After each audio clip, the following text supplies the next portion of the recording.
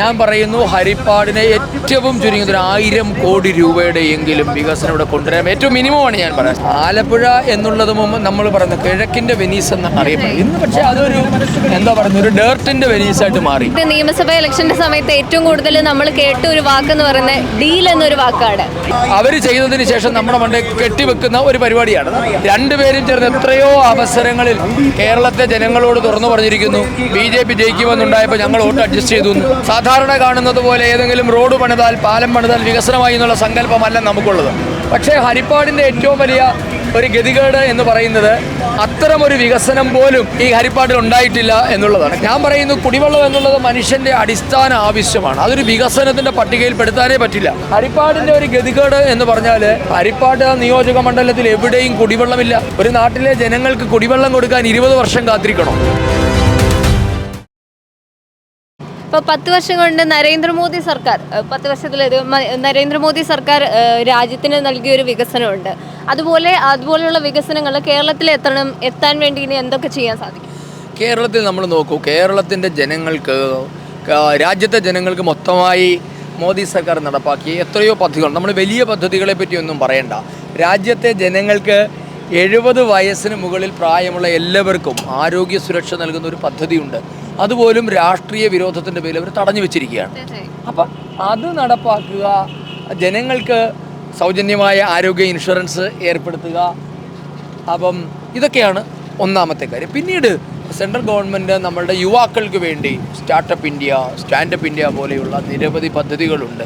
അതേപോലെ തന്നെ നമ്മളുടെ ഫാമ പ്രൊഡ്യൂസർ കമ്പനികൾ രൂപീകരിച്ചുകൊണ്ട് ചെയ്യാൻ പറ്റും. ഇതിപ്പോൾ നമ്മൾ എല്ലാവരും കൂടെ ചേർന്നിട്ട് ഒരു ബോട്ട് തീരദേശത്ത് കൊടുക്കുന്നു. അതുപോലെ തീരപ്രദേശത്തെ ജനങ്ങൾക്ക് നല്ല സ്റ്റോറേജ് സൗകര്യം ഏർപ്പെടുത്തും. ഇങ്ങനെ നിരവധി വികസന പദ്ധതികൾ നമ്മുടെ മനസ്സിലുണ്ട്.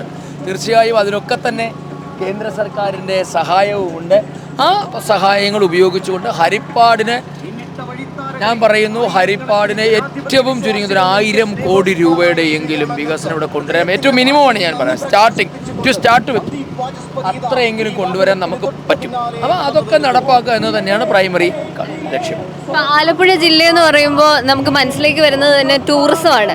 അപ്പോൾ ടൂറിസം മേഖലയിലേക്ക് എന്തൊക്കെയാണ് ചെയ്യാൻ പറ്റുക? ആലപ്പുഴ എന്നുള്ളത് നമ്മൾ പറയുന്നത് കിഴക്കിന്റെ വെനീസ് എന്ന് അറിയപ്പെടും. ഇന്ന് പക്ഷേ അതൊരു എന്താ പറയുന്നത് ഒരു ഡേർട്ടിന്റെ വെനീസായിട്ട് മാറി. ഡേർട്ട് മാത്രമാണ്. അപ്പം ഈ പ്രത്യേകിച്ച് ഹരിപ്പാട്, ഇപ്പം ഞാൻ പ്രതികരിക്കാൻ പോകുന്ന ഹരിപ്പാട് എന്ന് പറയുന്നത് ഇതുപോലെ ബാക്ക്വാട്ടേഴ്സ് ധാരാളമുള്ളതാണ്. നിരവധി ടൂറിസം സ്പോട്ടുകളുണ്ട്. ഇവിടെ തന്നെ ഹരിപ്പാട് നഗരത്തിനകത്ത് തന്നെ ഉള്ളതാണ് നെൽപ്പിരക്കടവ് എന്ന് പറയുന്ന ഒരു സ്ഥലം. അതൊരു ടൂറിസം പദ്ധതിക്ക് വേണ്ടി അവർ വർഷങ്ങളായിട്ട് കോടികൾ മുടക്കിയിട്ടേക്കുക, ഒന്നും നടന്നിട്ടില്ല. അപ്പം ഇങ്ങനെ നിരവധി വിഷയങ്ങൾ നമുക്കുണ്ട്. എല്ലാ മേഖലയിലും ഹരിപ്പാട് മാറ്റം ഉണ്ടായേ മതിയാവും. കഴിഞ്ഞ ദിവസം ചേട്ടൻ പറയുകയുണ്ടായി ഇവിടെ LDF-ആയിട്ടൊരു മത്സരമില്ല, UDF-ഉം NDA BJP-യും തമ്മിലാണ് ഒരു മത്സരം നടക്കുന്നതെന്ന്. എന്തുകൊണ്ടാണ് അങ്ങനെ പറയാനുള്ള കാരണം? അത് ഈ നഗരത്തിലെ ഈ മണ്ഡലത്തിലെ അന്തരീക്ഷം നിങ്ങൾക്ക് നോക്കിയറിയാം. ഇവിടെ CPIM ഇല്ല, BJP-യും UDF-ഉം തമ്മിലാണ് മത്സരമുള്ളത്. കഴിഞ്ഞ ലോക്സഭാ തെരഞ്ഞെടുപ്പിലെ നമ്മളുടെ പ്രകടനം നോക്കിയാൽ നിങ്ങൾക്കത് മനസ്സിലാകും. വോട്ട് പെർസെൻറ്റ് നോക്കിയാൽ, പഞ്ചായത്ത് തെരഞ്ഞെടുപ്പ് ഞങ്ങൾക്ക് കിട്ടിയ വോട്ട് പെർസെൻറ്റേജ് നോക്കിയാൽ നിങ്ങൾക്ക് മനസ്സിലാകും. അത് മാത്രമല്ല ഇവിടെ ഒരു ത്രികോണ മത്സരം എന്ന് പറയുന്ന അന്തരീക്ഷം പോലുമില്ല. കാരണം എക്കാലവും LDF-ന്റെ വോട്ട് വാങ്ങിയിട്ടാണ് UDF-ന്റെ സ്ഥാനാർത്ഥി വിജയിച്ച് വന്നിട്ടുള്ളത്. അപ്പോൾ അതിന് ഇത്തവണ നമ്മൾ തടയും. അപ്പോൾ അതുകൊണ്ട് ആദ്യമായിട്ടാണ് ഒരുപക്ഷെ ഒരു സീരിയസ് ആയ ഒരു മത്സരം രമേശ് ചെന്നിത്തലയ്ക്കെതിരെ ഇവിടെ ഉണ്ടാകുന്നത്. അവർ എക്കാലവും CPI-യെ സ്പോൺസർ ചെയ്തുകൊണ്ടാണ് രമേശ് ചെന്നിത്തല ചെയ്യുന്നത്. അപ്പോൾ സ്വാഭാവികമായും BJP-യെ 3ാം സ്ഥാനത്തേക്ക് പിന്തള്ളിക്കൊണ്ട് അവർ രണ്ടും തമ്മിലൊരു അഡ്ജസ്റ്റ്മെൻ്റ് ആയിരുന്നു. ഇത്തവണ അന്തരീക്ഷം പൂർണ്ണമായി മാറി. UDF-ഉം BJP-യും തമ്മിൽ നേരിട്ട് ഏറ്റുമുട്ടുന്ന കേരളത്തിലെ അപൂർവ മണ്ഡലങ്ങളിൽ ഒരെണ്ണമാണ് ഇത്. ഞാൻ മനസ്സിലാക്കുന്നത് ശരിയാണെങ്കിൽ മഞ്ചേശ്വരത്തും പാലക്കാടും ഹരിപ്പാട്ടുമാണ് UDF-ഉം BJP-യും നേരിട്ട് മത്സരം. ഈ ഇലക്ഷൻ സമയത്ത്, നിയമസഭാ ഇലക്ഷന്റെ സമയത്ത് ഏറ്റവും കൂടുതൽ നമ്മൾ കേട്ട ഒരു വാക്കെന്ന് പറയുന്നത് ഡീൽ എന്നൊരു വാക്കാണ്. ഇവിടെ ഇങ്ങനെ ഒരു ഡീലുണ്ടോ? അല്ല, ഈ ഡീൽ എന്ന് പറയുന്ന ആൾക്കാർ സത്യത്തിൽ അതൊരു രാഷ്ട്രീയ പ്രഹസനം എന്നതിനപ്പുറത്തേക്ക് എന്താണ് ഇവർ ഡീല് കൊണ്ട് ഉദ്ദേശിക്കുന്നത്? രണ്ടുപേരും ചേർന്ന് എത്രയോ അവസരങ്ങളിൽ കേരളത്തെ ജനങ്ങളോട് തുറന്നു പറഞ്ഞിരിക്കുന്നു. BJP ജയിക്കുമെന്നുണ്ടായപ്പോൾ ഞങ്ങൾ വോട്ട് അഡ്ജസ്റ്റ് ചെയ്തു. അപ്പം ഇതൊരുമാതിരി എന്താ പറയുന്നത്, നമുക്കിപ്പോൾ ആ വാക്ക് പോലും പ്രയോഗിക്കാൻ പറ്റുന്നില്ല. ഈ അവർ ചെയ്തതിന് ശേഷം നമ്മുടെ മണ്ടെ കെട്ടിവെക്കുന്ന ഒരു പരിപാടിയാണ്. അപ്പം അത് ഡീൽ എന്നുള്ളത് യഥാർത്ഥത്തിൽ ആരൊക്കെയാണ് എന്ന് തമ്മിൽ നോക്കിയാൽ നമുക്ക് മനസ്സിലാകും. കാരണം ഇവിടുത്തെ ഇടതുമുന്നണിയുടെ സ്ഥാനാർത്ഥിയെ നിർത്തിയിരിക്കുന്നത് കോൺഗ്രസ് ആണ്. അപ്പം ഇവിടുത്തെ ഇടതുമുന്നണിയെ സ്ഥാനാർത്ഥിയെ സ്പോൺസർ ചെയ്യാൻ കോൺഗ്രസിന് പറ്റുന്നുണ്ട്. ഈ ആലപ്പുഴ ജില്ലയിൽ നടന്ന ഏറ്റവും വലിയ ഒരു രാഷ്ട്രീയമായ ക്രിമിനൽ ആക്ടിവിറ്റി ആയിരുന്നു കൃഷ്ണപിള്ള സ്മാരകം തകർത്തത്. ആ കൃഷ്ണപിള്ള സ്മാരകം തകർക്കുമ്പോൾ അതിലെ പ്രതികളെ രക്ഷപ്പെടുത്തിയത് അന്നത്തെ ആഭ്യന്തരമന്ത്രിയായ രമേശ് ചെന്നിത്തലയാണ്.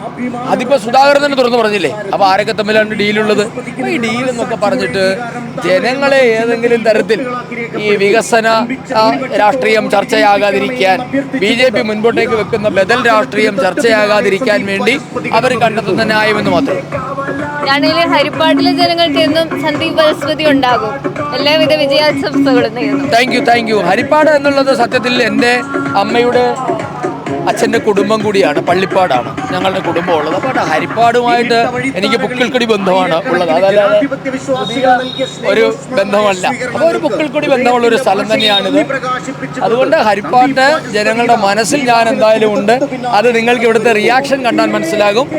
ഉറപ്പായും അടുത്ത മാസം 4-ാം തീയതി എന്ന് പറഞ്ഞാൽ റിസൾട്ട് വരുന്ന 4-ാം തീയതി നിങ്ങൾക്കത് മനസ്സിലാവും. ഇപ്പം ഈ പാട്ട് കേട്ടപ്പോഴാണ് ഒരു ഇതോടെ ചോദിക്കുന്നത്. ഏറ്റവും കൂടുതൽ ഇപ്പം LDFനെതിരെ വരുന്ന ഒരു കാര്യം എന്ന് പറയുന്നത് ശബരിമല ഇഷ്യൂ തന്നെയാണ്. എന്താണ് ഇതിനെപ്പറ്റി പറയാനുള്ളത്? ഈ ശബരിമല ഇഷ്യൂ എന്ന് പറയുന്നത് നിങ്ങൾക്ക് നോക്കിയാൽ അറിയാം. UDFന്റെ കാലത്ത് തുടങ്ങി LDFന്റെ കാലത്ത് തഴച്ചു വളർന്ന ഒരു സമ്പ്രദായമാണ് ഈ ശബരിമലയിലെ സ്വർണ്ണക്കൊള്ള എന്നുള്ളത്. അല്ലാതെ ഏതെങ്കിലും തരത്തിൽ അത് പിണറായി വിജയന്റെ മാത്രം ബാധ്യതയായിട്ട് അദ്ദേഹത്തിന്റെ തലയിൽ കെട്ടിവെക്കാൻ നമുക്ക് പറ്റില്ല. ഇത് UDFന്റെ കാലത്ത് തുടങ്ങിയ പരിപാടിയാണ്. UDFന്റെ ദേവസ്വം ബോർഡ് അംഗങ്ങളുണ്ടായിരുന്നു. അവരുടെ കാലത്ത് തുടങ്ങിയത്. ഇപ്പോൾ ഞാൻ ഒരു കാര്യം കൂടെ ചോദിക്കാൻ ആഗ്രഹിക്കുന്നു. ഇപ്പോൾ നിങ്ങളത് ഓർമ്മിപ്പിച്ചത് കൊണ്ടാണ്. ഈ ശബരിമല സ്വർണ്ണക്കൊള്ള വന്ന സമയത്ത് ബഹുമാനോട് രമേശ് ചെന്നിത്തല കേരളത്തിൽ വാർത്താ സമ്മേളനം നടത്തി പറഞ്ഞൊരു കാര്യമുണ്ട്. ശബരിമല സ്വർണ്ണക്കൊള്ളയുടെ പിന്നിൽ അന്താരാഷ്ട്ര ബന്ധമുണ്ട്. ഒരുപക്ഷെ നിങ്ങൾക്ക് ഓർമ്മയുണ്ടാകും. അന്താരാഷ്ട്ര ബന്ധമുണ്ട്. അതിൻ്റെ ഡീറ്റെയിൽസ് എൻ്റെ കയ്യിലുണ്ട്. ഞാൻ പുറത്തുവിടുമെന്ന് പറഞ്ഞു. എന്തേ പുറത്തുവിടാത്തെ? എവിടെ? രമേശ് ചെന്നിത്തല പറഞ്ഞ അന്താരാഷ്ട്ര ബന്ധം എവിടെ? എന്തുകൊണ്ടാണ് സ്വർണ്ണക്കൊള്ളയുമായി ബന്ധപ്പെട്ട് രമേശ് ചെന്നിത്തലയുടെ കയ്യിലുള്ള ആ തെളിവുകൾ അദ്ദേഹം പുറത്തുവിടാത്തത്? പുറത്തുവിടണ്ടേ? അപ്പോൾ ഞങ്ങൾ പറഞ്ഞു ഇതിനൊരു അന്താരാഷ്ട്ര മാനമുണ്ട്. ആ അന്താരാഷ്ട്ര കണ്ണി എന്നുള്ളത് ശ്രീമതി സോണിയയാണ്. സോണിയയുമായിട്ടാണ് ഈ സ്വർണ്ണക്കള്ള പ്രതികൾക്ക് ബന്ധമുള്ളത്.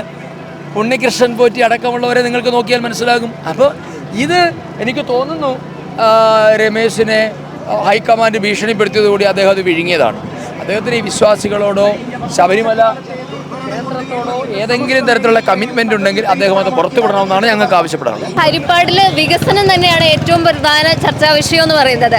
എങ്ങനെയൊക്കെയാണ് ഇവിടുത്തെ വികസനങ്ങൾ സാധ്യമാക്കാൻ ഉദ്ദേശിക്കുന്നത്? അതായത് വികസനം എന്ന് പറയുമ്പോൾ നമ്മൾ സാധാരണ കാണുന്നത് പോലെ ഏതെങ്കിലും റോഡ് പണിതാൽ, പാലം പണിതാൽ വികസനമായി എന്നുള്ള സങ്കല്പമല്ല നമുക്കുള്ളത്. പക്ഷേ ഹരിപ്പാടിൻ്റെ ഏറ്റവും വലിയ ഒരു ഗതികേട് എന്ന് പറയുന്നത് അത്തരമൊരു വികസനം പോലും ഈ ഹരിപ്പാടിൽ ഉണ്ടായിട്ടില്ല എന്നുള്ളതാണ്. കാരണം നമുക്കറിയാം, വലിയ ഒരു ടോൾ എന്ന് പറയുന്ന നേതാവാണ് ഈ മണ്ഡലത്തെ പ്രതികരിച്ചുകൊണ്ടിരിക്കുന്നത്. അദ്ദേഹം ആഭ്യന്തരമന്ത്രിയായിരുന്നു, KPCCയുടെ പ്രസിഡന്റായിരുന്നു, പ്രതിപക്ഷ നേതാവായിരുന്നു, പലതുമായിരുന്നു. പക്ഷേ ജനങ്ങളെ സംബന്ധിച്ചിടത്തോളം അതൊന്നും ഒരു പ്രയോജനപ്പെട്ടതല്ല. നിങ്ങൾ ഹരിപ്പാടിൻ്റെ ഉൾപ്രദേശങ്ങളിലേക്ക് പോകുന്നത് മനസ്സിലാകും. റോഡ് എന്ന് പറയുന്ന സങ്കല്പം പോലും ഇല്ലാത്ത വഴികളാണ്. സത്യത്തിൽ ഈ വാഹനം ഞങ്ങൾ പുറത്തിറക്കിയതിന് ശേഷം 2 തവണ ഇത് മെയിൻ്റനൻസ് ചെയ്തു. കാരണം ഇത് മുഴുവൻ ഒടിഞ്ഞു പോവുകയാണ്. അത്രമാത്രം തകർന്ന വഴികളിൽ കൂടിയാണ് ഈ വാഹനം കടന്നു പോയിക്കൊണ്ടിരിക്കുന്നത്. അപ്പം അത്തരത്തിൽ റോഡെന്ന് പറയുന്ന ഒരു സങ്കല്പം പോലും ഇല്ലാത്ത തരം. പിന്നെ ഇവിടെ നമ്മൾ പറയുമ്പോൾ കുടിവെള്ളം എന്നുള്ളത് വികസനമാണോ എന്നതൊരു പ്രധാന ചോദ്യമാണ്. ഞാൻ പറയുന്നു, കുടിവെള്ളം എന്നുള്ളത് മനുഷ്യൻ്റെ അടിസ്ഥാന ആവശ്യമാണ്. അതൊരു വികസനത്തിൻ്റെ പട്ടികയിൽ പെടുത്താനേ പറ്റില്ല. പക്ഷേ ഹരിപ്പാടിൻ്റെ ഒരു ഗതികേട് എന്ന് പറഞ്ഞാൽ ഹരിപ്പാട് നിയോജക മണ്ഡലത്തിൽ എവിടെയും കുടിവെള്ളമില്ല. ആ പ്രശ്നം അത് തുടങ്ങി വെച്ചിട്ട് 20 വർഷമായി ഒരു പദ്ധതി. ഞാൻ ചോദിക്കുന്നത്, ഒരു നാട്ടിലെ ജനങ്ങൾക്ക് കുടിവെള്ളം കൊടുക്കാൻ 20 വർഷം കാത്തിരിക്കണോ? അപ്പോൾ 20 വർഷമായിട്ട് ഈ നാട്ടിൽ കുടിവെള്ളം കൊടുക്കാൻ സാധിക്കുന്നില്ല. പദ്ധതി പണിത് പാതി വഴിയിൽ ഉപേക്ഷിച്ചിട്ടിരിക്കുന്നു. ഹരിപ്പാട് ഒരു നല്ലൊരു ആശുപത്രിയില്ല. ഹരിപ്പാട് മെഡിക്കൽ കോളേജ് കൊണ്ടുവരുമെന്ന് പറഞ്ഞ് വലിയ പ്രചരണം നടത്തി. മെഡിക്കൽ കോളേജ് പോയിട്ട് ഒരു താലൂക്ക് ആശുപത്രി പോലും ഇല്ലാത്ത അവസ്ഥയിലേക്ക് ഹരിപ്പാട് അധപ്പതിച്ചു. കഴിഞ്ഞ 2 മാസങ്ങൾക്ക് മുമ്പാണ് നമ്മുടെ ഡയാലിസിസ് യൂണിറ്റിൽ നിന്ന് അണുബാധയേറ്റ് 2 നിരപരാധികൾ മരിച്ചത്. അപ്പം ഇങ്ങനെ അടിസ്ഥാന സൗകര്യങ്ങൾ പോലും ഇല്ലാത്ത ഒരു നാട്ടിൽ വികസനം എന്ന് പറഞ്ഞാൽ അടിസ്ഥാന സൗകര്യമായി മാറിപ്പോയിരിക്കുന്നു. അപ്പോൾ അതുകൊണ്ട് തീർച്ചയായും നമ്മളുടെ പ്രയോറിറ്റി എന്നുള്ളത്, ഞാനിവിടുത്തെ MLA ആയാൽ ആദ്യം ചെയ്യേണ്ടത് ജനങ്ങൾക്ക് കുടിവെള്ളം കൊടുക്കുക എന്നുള്ളതാണ്. രണ്ടാമത്തേത് നമ്മളുടെ തീരദേശ ജനങ്ങൾക്ക് സുരക്ഷ ഉറപ്പാക്കുക എന്നുള്ളതാണ്. അപ്പം ഞാൻ ചോദിക്കുന്നത്, മൺസൂൺ എവ്രി മൺസൂൺ വരുമ്പോൾ കടലാക്രമണം ഉണ്ടാകുമെന്ന് നമുക്ക് എല്ലാവർക്കും അറിയാം. ഈ മൺസൂണിൽ കടലാക്രമണം ഉണ്ടാകുമ്പോൾ ജനങ്ങളെ സന്ദർശിക്കാൻ പാടില്ലല്ലോ MLA യുടെ പണി. അപ്പോൾ ജനങ്ങളെ സന്ദർശിക്കുന്നതല്ല MLA യുടെ പണി. ഈ മൺസൂൺ വരുമെന്നും വേലിയേറ്റം ഉണ്ടാകുമെന്നും കടലാക്രമണം ഉണ്ടാകുമെന്നും എത്രയോ കാലങ്ങളെ നമുക്കറിയുന്നതാണ്. അപ്പോൾ കാലാവസ്ഥാ മുന്നറിയിപ്പുകളുണ്ട്. അതിനൊക്കെ അനുസരിച്ച് ജനങ്ങൾക്ക് സുരക്ഷ ഉറപ്പാക്കാൻ ഇന്നേ വരെ സാധിച്ചിട്ടില്ല. അപ്പോൾ എൻ്റെ പ്രയോറിറ്റി എന്നുള്ളത് ജനങ്ങളുടെ സുരക്ഷയാണ്, അവർക്ക് കുടിവെള്ളമാണ്. മറ്റാരുണ്ട് LDF അല്ലാതെ എന്നാണ് LDFന്റെ ഒരു ക്യാമ്പയിൻ്റെ ഒരു ടാഗ് ലൈൻ എന്ന് പറയുന്നത്. മറ്റാരും ഇല്ല LDF അല്ലാതെ കേരളം ഭരിക്കാൻ. ഈ നാടിനെ തകർക്കാൻ LDF അല്ലാതെ പിന്നെ UDF കൂടിയേ ഉള്ളൂ. അത് സത്യമാണ്. ജയിച്ചു കഴിഞ്ഞാൽ ജനങ്ങൾക്ക് കൊടുക്കുന്ന ഫസ്റ്റ് ട്രീറ്റ് എന്തായിരിക്കും? അല്ല, ഞാനത് പറഞ്ഞല്ലോ, ഹരിപ്പാട്ടെ ജനങ്ങൾക്ക് കുടിവെള്ളം എത്തിക്കുക എന്നുള്ളതാണ് പ്രൈമറി ഇമ്പോർട്ടൻസ്. കാര്യം കുടിവെള്ളമില്ലാതൊരു മനുഷ്യൻ എങ്ങനെയാണ് സർ ജീവിക്കുക? അതെന്തുകൊണ്ടാണ്? പിന്നെ നല്ല റോഡുകൾ ഉണ്ടാക്കുക, സുരക്ഷ ഉറപ്പാക്കുക. ഇത് ചെയ്താൽ തന്നെ ഹരിപ്പാടിൻ്റെ അടിസ്ഥാന വിഷയങ്ങൾ, പിന്നെ പാലം, എത്രയോ പാലങ്ങളുടെ പണി, തൃക്കുന്നപ്പുഴ, ആറാട്ടുപുഴ എന്നീ മേഖലകളെ മെയിൻ ലാൻഡുമായിട്ട് ബന്ധിപ്പിക്കാൻ പാലമില്ല. ഒരു സുനാമി പോലെ ഒരു ദുരന്തമുണ്ടായാൽ അവരെങ്ങനെ കരയിലേക്ക് വരും? അപ്പോൾ ഒരു പാലം പണി തുടങ്ങിയിട്ട് വർഷങ്ങളായി, അത് പൂർത്തീകരിക്കാൻ പറ്റിയിട്ടില്ല. പുതിയൊരു പാലത്തിൻ്റെ ആവശ്യമുണ്ട്. ഇങ്ങനെ പലവിധങ്ങളായ അടിസ്ഥാന പ്രശ്നങ്ങൾ ആദ്യം പരിഹരിക്കാം. പിന്നീട് ഹരിപ്പാട്ടെ ജനങ്ങളുടെ ജീവിതം കരിപ്പിടിപ്പിക്കാൻ, അവരുടെ ഭാവി തലമുറയ്ക്ക് ഇവിടെ ജീവിക്കാൻ ആവശ്യമായ അന്തരീക്ഷമൊരുക്കണം, അവർക്ക് തൊഴിൽ നൽകാൻ പറ്റുന്ന സ്ഥാപനങ്ങൾ ഇവിടെ കൊണ്ടുവരിക, വിവിധ പദ്ധതികൾ ഇവിടെ കൊണ്ടുവരിക, ഇതൊക്കെയാണ് പ്രയോറിറ്റി. ഇപ്പം പ്രചരണമൊക്കെ നല്ല രീതിയിൽ പൊക്കോണ്ടിരിക്കുകയാണ്. എങ്ങനെയാണ് ജനങ്ങളുടെ പ്രതികരണമൊക്കെ എങ്ങനെയുണ്ട്? പ്രചരണം നന്നായി കാണുന്നില്ലേ? നിങ്ങൾ കാണുന്നില്ലേ? നല്ല റിയാക്ഷൻസ് അല്ലേ? കാര്യം ജനങ്ങളും മടുത്തു. നോക്കൂ, ഞങ്ങൾ ഇന്നലെ പ്രചരണം അവസാനിക്കുമ്പോൾ രാത്രി 10:30 മണി കഴിഞ്ഞു. ആ സമയത്തും വീടിൻ്റെ വെളിയിൽ ഇറങ്ങി നിൽക്കുകയാണ് ജനങ്ങൾ. അപ്പം ജനങ്ങളുടെ ഉള്ളിൽ അവർക്കൊരു മാറ്റം ആവശ്യമായിട്ടുണ്ട്.